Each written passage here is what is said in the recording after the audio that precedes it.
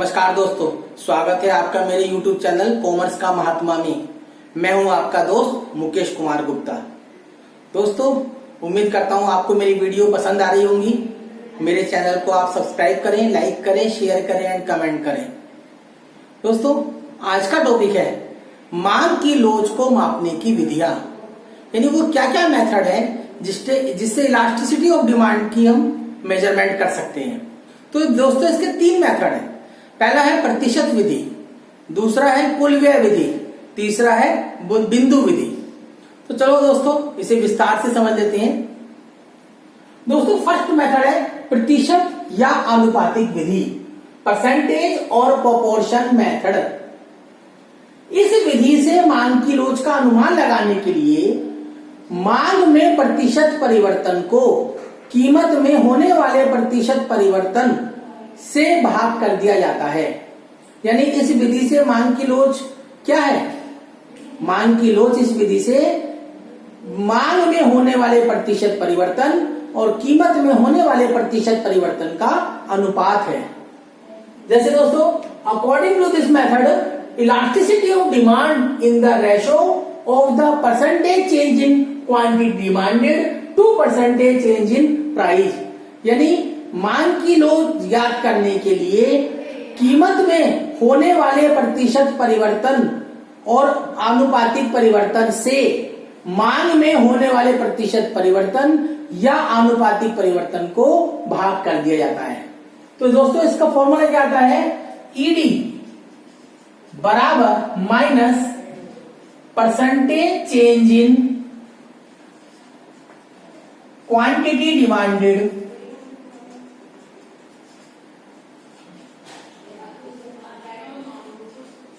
Upon percentage change in price.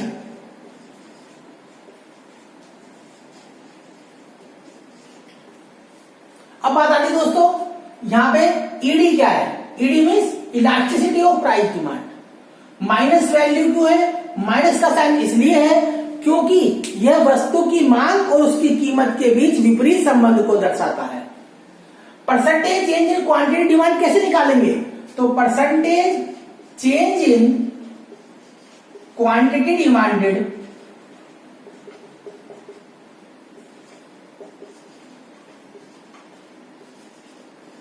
इसे निकालने के लिए पहले change in quantity demanded upon original quantity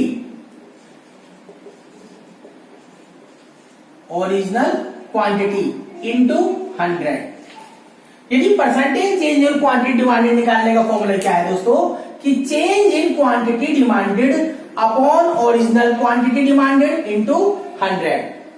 same इसी प्रकार से हम चेंज इन प्राइस निकाल लेंगे। Percentage change in price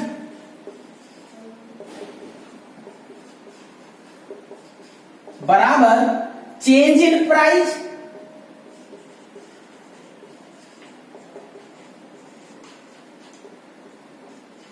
into 100 upon original price.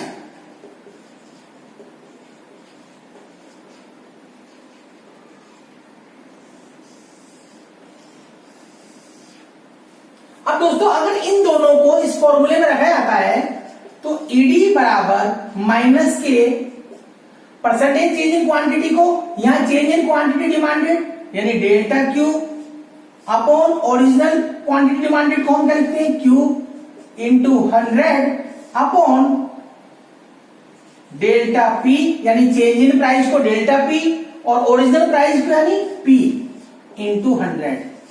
100 से 100 कैंसिल हो जाएगा या ये फॉर्मूला आ जाएगा माइनस के P upon Q into delta Q upon delta P।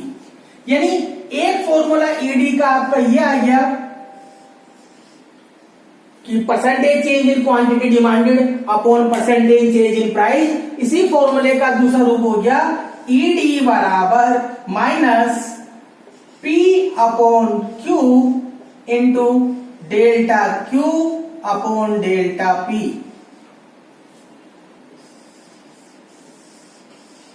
तो प्रतिशत विधि से आप मांग की लोच इन दोनों में से किसी एक फॉर्मूले की सहायता से ज्ञात कर सकते हैं। दोस्तों इस विधि का जो खोज की थी, जो प्रतिपादन किया था, वो प्रोफेसर फ्लक्स ने किया था, इसलिए इस विधि को फ्लक्स विधि भी कहते हैं। यानी प्रतिशत या आनुपातिक विधि का दूसरा नाम क्या है? फ्लक्स विधि। दोस्तों अब दूसरी विधि की तरफ चलते हैं, कुल व्यय विधि। तो कुल व्यय विधि की जो खोज है प्रोफेसर मार्शल ने की थी। दोस्तों कुल व्यय विधि से मांग की लोच ज्ञात करने के लिए हम वस्तु की कीमत और कुल व्यय में परिवर्तन देखते हैं कि वस्तु की कीमत में परिवर्तन होने से कुल व्यय में परिवर्तन कितना और किस दिशा में होता है। इस आधार पर मांग की लोच का अनुमान लगाया जाता है। दोस्तों कुल व्यय विधि से मांग की लोच को हम 3 प्रकार से व्यक्त कर सकते हैं। नंबर 1 यूनिट इलास्टिक डिमांड यानी इकाई के बराबर मांग लोच, मोर इलास्टिक डिमांड यानी इकाई से अधिक मांग लोच, लेस इलास्टिक डिमांड यानी इकाई से कम मांग लोच। अब दोस्तों इसे डिटेल में समझ लेते हैं। पहली चीज आती है कि हम कुल व्यय कैसे ज्ञात करेंगे। तो कुल व्यय टोटल एक्सपेंडिचर ज्ञात करने के लिए वस्तु की कीमत को मांगी जाने वाली मात्रा से मल्टीप्लाई कर देते हैं, यानी टोटल एक्सपेंडिचर बराबर प्राइस इंटू क्वांटिटी डिमांडेड। तो अब दोस्तों यूनिट इलास्टिक डिमांड की कैलकुलेशन कैसे करेंगे? जब वस्तु की कीमत बढ़ने से या घटने से कुल व्यय में कोई परिवर्तन नहीं होता है तो कहा जाता है मांग की लोच इकाई के बराबर है। कहने का मीन ये है दोस्तों कि यदि वस्तु की कीमत में परिवर्तन कितना भी हो जाए, चाहे कमी हो जाए या कीमत में वृद्धि हो जाए, लेकिन जो कुल व्यय है यदि वो कांस्टेंट है, उसमें कोई परिवर्तन नहीं हुआ है, तो यह कहा जाएगा कि मांग की लोच क्या है? यूनिट है, यानी मांग की लोच की वैल्यू 1 है। इसे एक उदाहरण की सहायता से समझ लेते हैं। मान लीजिए किसी समय जो वस्तु की प्राइस है वो 8 रुपए पर यूनिट है और जो क्वांटिटी डिमांडेड है Q वो मान लीजिए 6 यूनिट की डिमांड की जाती है। तो कुल एक्सपेंडिचर कितना होगा? TE बराबर 8 इंटू 6 बराबर 48 रुपीज।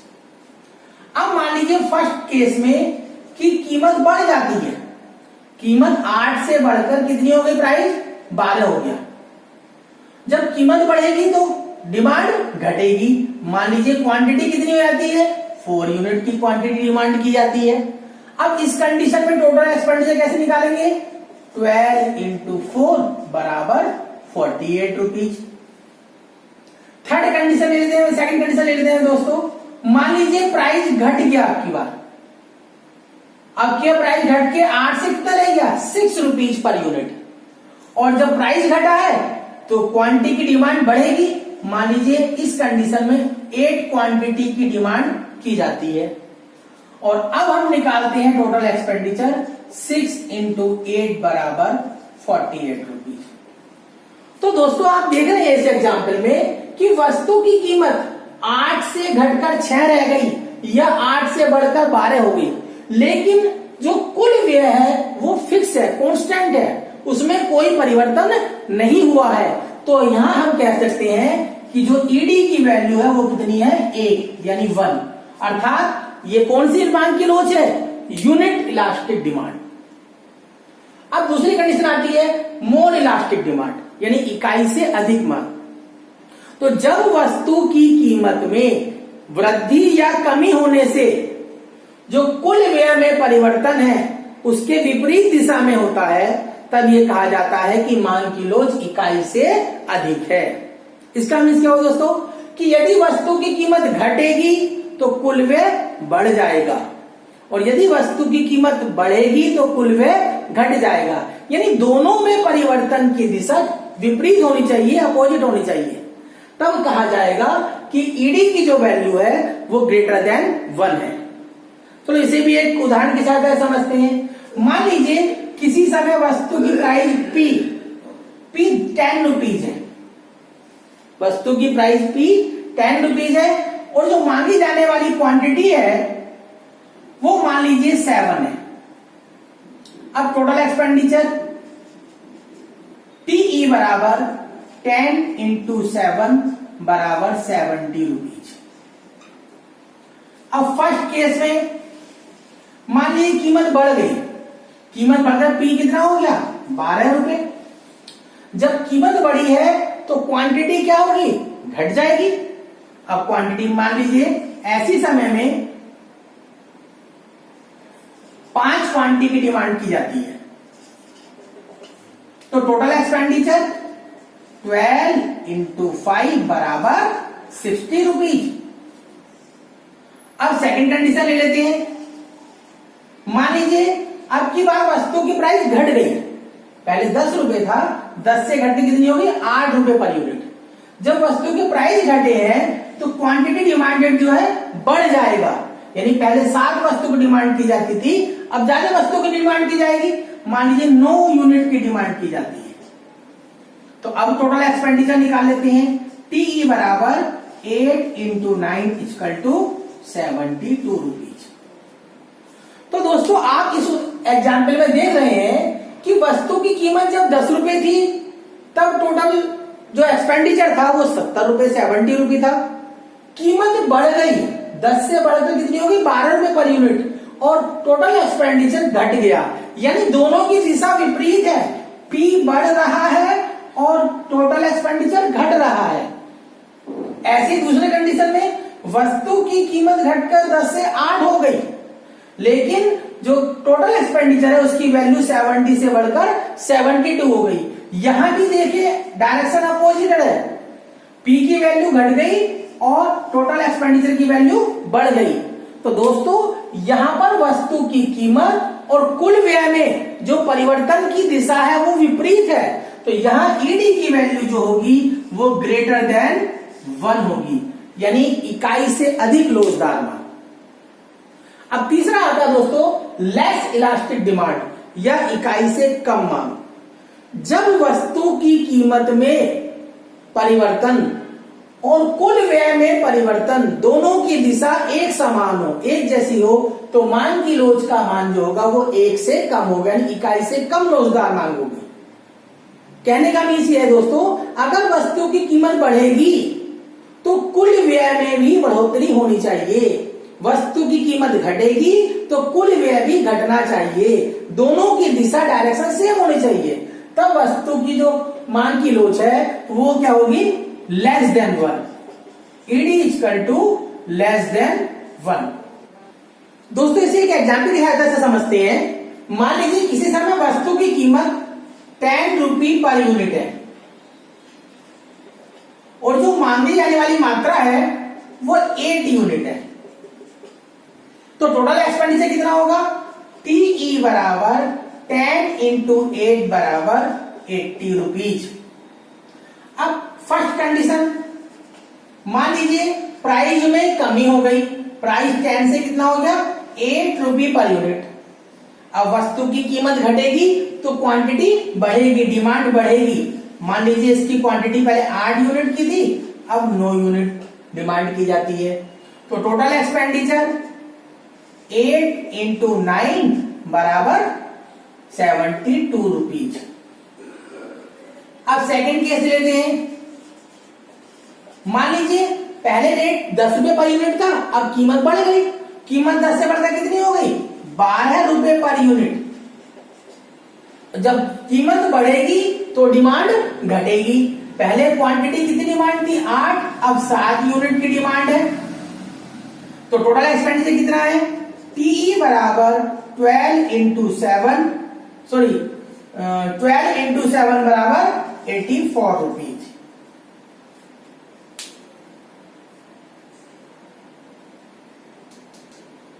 तो दोस्तों आप देखिए इस कंडीशन में जब वस्तु की कीमत 10 थी तो कुल व्यय कितना था 80 रुपीज।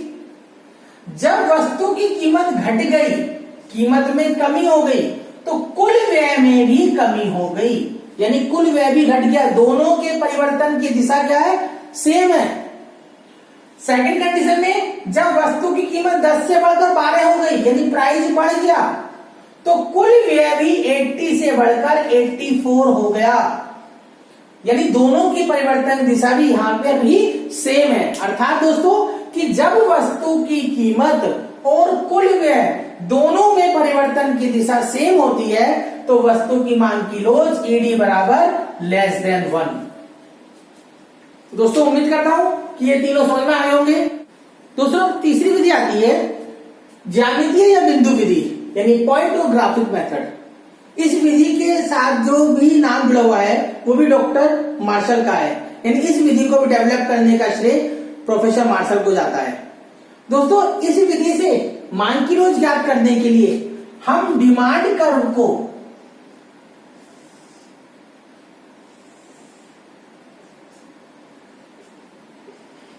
जैसे डिमांड कर्व है, इस डिमांड कर्व के जिस बिंदु पर मांग की लोच ज्ञात करनी है उसमें निम्नलिखित फॉर्मूला लगाते हैं।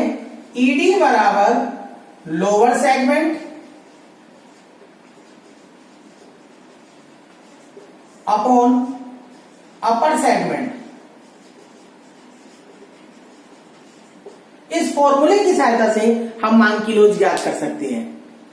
ये ध्यान रखना कि अगर डिमांड कर्व एक स्ट्रेट लाइन है तब तो सीधे सीधे फॉर्मूला लगा देंगे, लेकिन अगर डिमांड कर्व कर्व्ड है, एक स्ट्रेट लाइन नहीं है, तब पहले उस मांग वक्र पर, जिस मांग वक्र पर हमें मांग की लोच ज्ञात करनी है, पहले उस बिंदु को स्पर्श करते हुए एक सरल रेखा या एक स्पर्श रेखा कह सकते हैं खींचनी पड़ेगी, उसके बाद हम मांग की लोच ज्ञात करेंगे।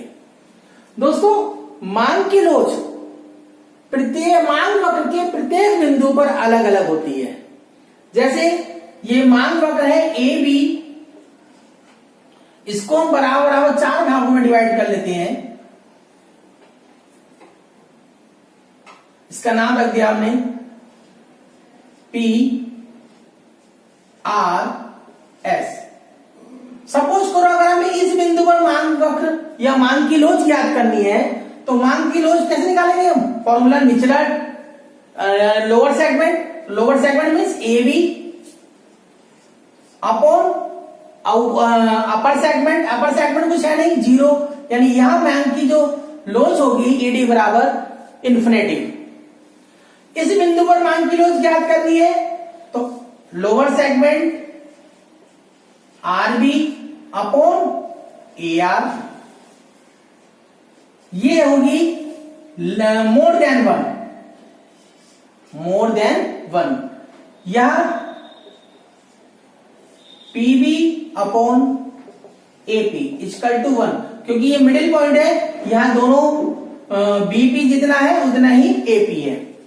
इस बिंदु पर